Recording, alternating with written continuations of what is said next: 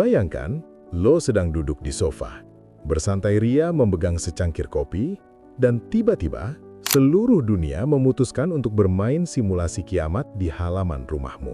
Rudal berlalu lalang di atas genteng, sirine kota bersahutan. Bukan karena lo memesannya, bukan karena lo siap, tapi karena seseorang di suatu tempat memutuskan bahwa garis di peta lebih penting daripada ketenangan dan secangkir kopi di sore hari. Kita sering menganggap dampak perang hanya soal bangunan yang hancur atau angka di berita. Kita sering lupa bahwa ada satu medan tempur yang gak akan pernah bisa dibereskan oleh kontraktor bangunan, yaitu ruang di antara kedua telinga lo. Ini bukan karena manusia itu lemah atau kurang tangguh. Masalahnya adalah otak kita masih menggunakan sistem operasi dari zaman batu yang dipaksa menjalankan skenario horor modern. Ini bukan tentang kesedihan. Ini tentang arsitektur saraf yang dibangun ulang secara paksa. Mari kita bicara tentang apa yang terjadi di dalam sana. Ide intinya sederhana. Otak kita adalah mesin prediksi. Tugas utamanya adalah menebak apa yang akan terjadi selanjutnya agar kita tidak mati. Perang menghancurkan mesin prediksi ini dan menggantinya dengan mode waspada abadi. Ini adalah kode curang lo tentang bagaimana perang mengacak-acak isi kepala. Bagian pertama, amigdala yang gak bisa berhenti berteriak. Di dalam otak lo ada bagian kecil yang bernama amigdala. Anggap ini sebagai alarm asap di apartemen. Dalam kondisi normal, dia hanya berbunyi kalau ada api sungguhan. Tapi, perang mengubah sensitivitas alarm ini ke tingkat yang konyol. Sekarang, alarm itu berbunyi bukan karena ada api, tapi karena seseorang menyalakan korek api di ujung jalan, atau karena ada suara knalpot motor, atau karena pintu yang tertutup terlalu keras. Otak lo gak lagi bisa membedakan antara bahaya nyata dan kenangan akan bahaya. Secara praktis, bagi penyintas, perang tidak pernah benar-benar selesai. Perang hanya pindah ke dalam sirkuit saraf mereka. Tindakan praktisnya bukan menyuruh mereka tenang. Itu seperti menyuruh alarm asap untuk berhenti bunyi saat ada asap.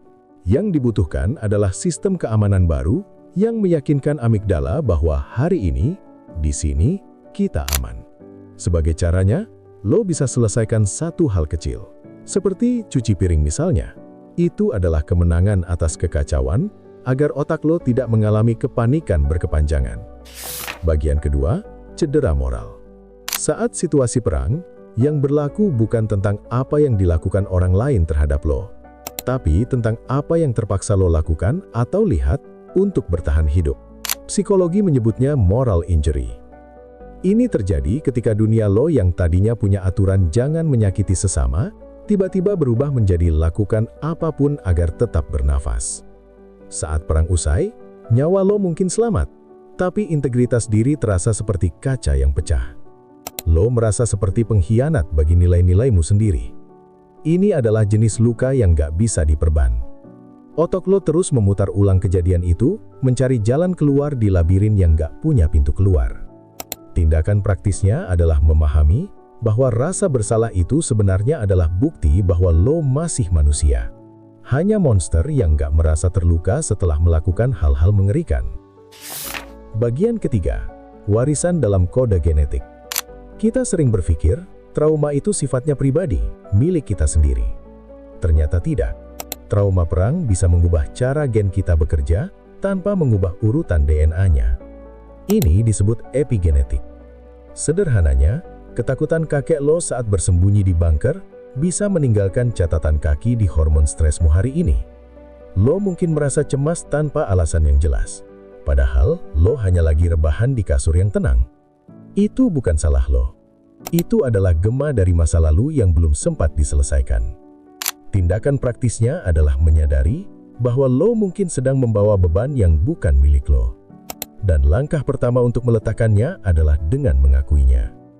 Kita suka berpikir bahwa manusia itu adaptif, bahwa kita bisa melewati apa saja dan kembali seperti semula. Tapi kenyataannya, kita tidak kembali. Kita hanya menjadi sesuatu yang baru.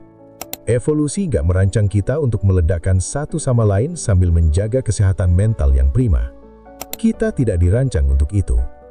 Jadi, jika dunia terasa berat setelah melihat berita, itu karena sistem lo berfungsi dengan benar. lo sedang merasakan empati, dan empati adalah fitur, bukan bug.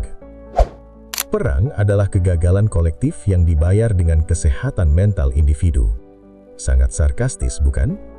Beberapa orang bertengkar soal kekuasaan, dan miliaran orang lainnya harus hidup dengan otak yang korslet selamanya. Like jika lo setuju kalau perang harus segera dihentikan. Kita gak sedang terburu-buru untuk memperbaiki dunia hari ini. Mungkin hanya perlu mengakui bahwa dunia ini memang sedang tidak baik-baik saja di dalam sana. Gue pamit sebentar. Mau memastikan alarm asap di kepala gak terlalu sensitif hari ini. Mungkin sambil nyeduh kopi. Sampai jumpa di saat yang lebih tenang.